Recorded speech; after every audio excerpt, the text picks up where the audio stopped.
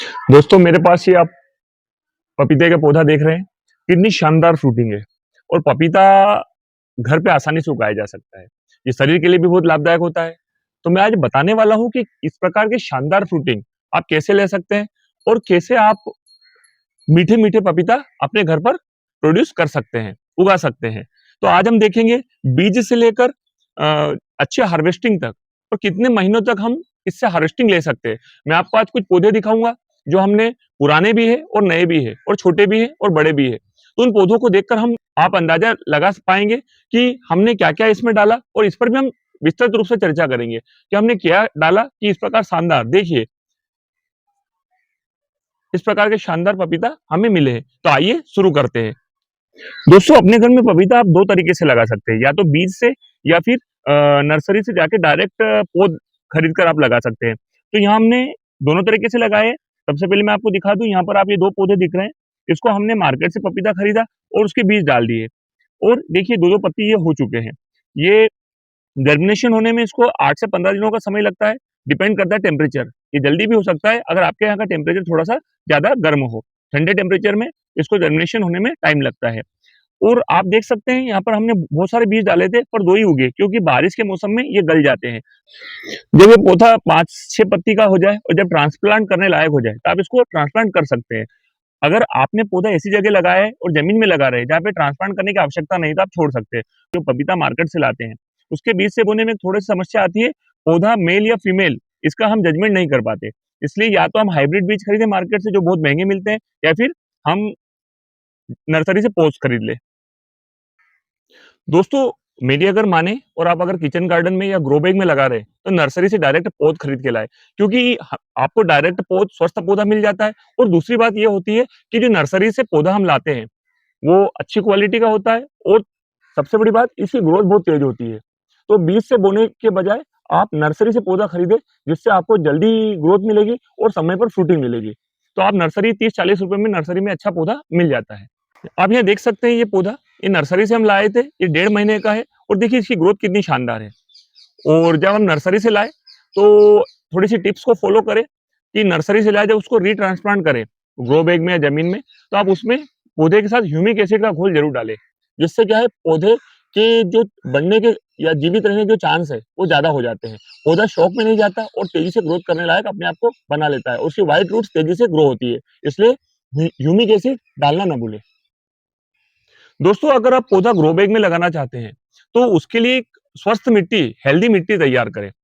Simple, आप 30% garden soil ले लीजिए, 30% साधारण मिट्टी ले लीजिए, उसमें आप नीम खली मिला लीजिए 10%, वर्मी कंपोस्ट 30%, इस प्रकार आप मिट्टी तैयार कर सकते हैं। और हो सके तो उसमें आप बोन मील और ये भी मिला सकते हैं, जिससे कि पौधे को ग्रोथ मिलेगी और आपको लंबे समय तक, करीब 1 महीने तक कोई भी ट्रीटमेंट करने की आवश्यकता नहीं होगी। तो आप उसमें ये चीज़ों का ध्यान रखें और जब ट्रांसप्लांट कर दें, तो उसके बाद उसपे 8 से 15 दिनों में एक बार ज़रूर नीम ऑयल का स्प्रे भी करते रहें, क्योंकि जो अमूमन जो बीमारियाँ आती है, ऐसे तो किचन गार्डन में और टेरेस गार्डन में कोई बीमारियाँ ज़्यादा लगेगी नहीं, पर अगर कोई बीमारी आती है, कोई मच्छर, कोई कीड़ा लगता है, तो वो दूर हो जाएगा। तो नीम ऑयल का स्प्रे समय-समय पर करते रहें।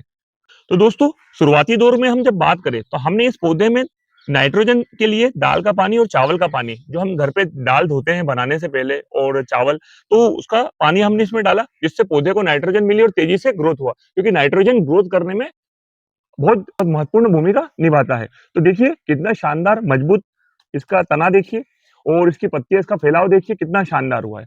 और जब पौधा बड़ा हो जाए और आपको दिखे कि इसमें फ्लावरिंग और फ्रूटिंग हो रही है, तो इसमें एक चीज़ का ध्यान रखिए, फ्लावरिंग और फ्रूटिंग एक साथ होती है। तो फास्फोरस और पोटाश का यूज़ ज़रूर करें, क्योंकि फास्फोरस का यूज़ आप करेंगे तो उससे क्या होगा कि पो जो फल होगा, वो सबसे बड़ी बात आपको मिठास अच्छी आएगी और पोटाश और फास्फोरस दोनों आपको फ्लावरिंग टिकी रहेगी। देखिए कितनी शानदार फ्लावरिंग यहाँ पर हो रही है, ये आप देख सकते हैं।